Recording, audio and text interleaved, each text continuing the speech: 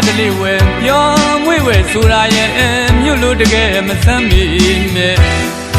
လွမ်းဟန်စရာရဲ့ရှူမြောင်နှံစိတ်ဆန်းတွေကတသွဲ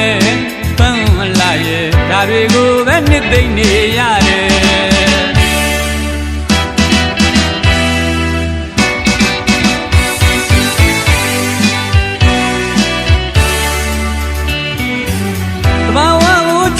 ထားတယ်တော့များတလေးဝဲပြောမွေ့ဝဲဆိုတာရဲ့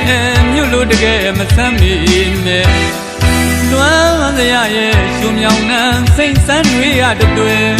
ပန်းလာရဲ့ဒါတွေကိုပဲနှစ်သိမ့်နေရတယ်မြေယာကနဘေးကအလံမဝေး